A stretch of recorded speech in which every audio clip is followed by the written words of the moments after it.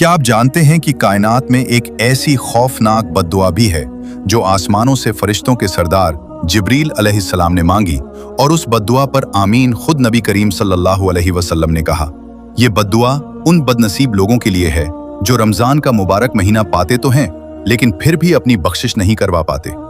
आखिर वो कौन लोग हैं और जिब्रील अलैहिस्सलाम ने 3 बार बद्दुआ क्यों की? आइए जानते हैं। ये पूरा वाकया हदीस की किताबों में तफसील से आता है। एक बार रसूलुल्लाह सल्लल्लाहु अलैहि वसल्लम जुमे का खुतबा देने के लिए मिंबर पर तशरीफ ला रहे थे। जब आपने मिंबर की पहली सीढ़ी पर कदम रखा तो फरमाया आमीन।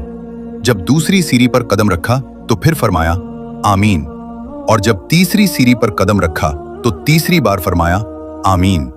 मस्जिद में मौजूद सहाबाए कर्राम ये देखकर हैरान रह गए। उन्होंने पूछा, या रसूलुल्लाह, आज हमने वो बात सुनी जो पहले कभी नहीं सुनी थी। आपने हर सीढ़ी पर आमीन क्यों कहा?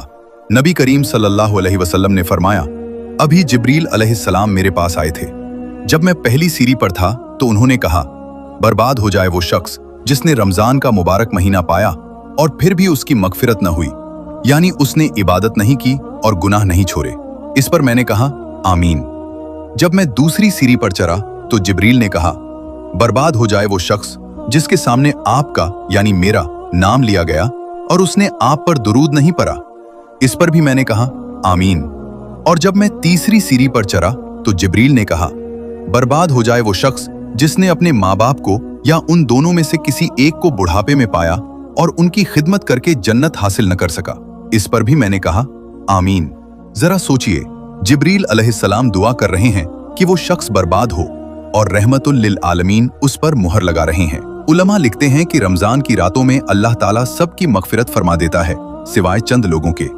पहला मुशरिक जो अल्लाह के साथ किसी को शरीक करता है, दूसरा कीना रखने वाला, वो शख्स जो अपने दिल में दूसरे मुसलमान भाई के लिए नफरत, जलन और दुश्मनी रखता है, और तीसरा रिश्तेदारों से नाता तोड़ने वाला।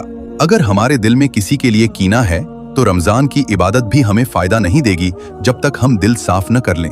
अल्लाह हमें उन बदनसीब लोगों में शामिल न करे जिन पर जिब्रील अलैहिस्सलाम ने बद्दुआ की है। इस रमजान अपने दिल साफ करें, माँ बाप की खिदमत करें और कसरत से दुरूद पढ़ें।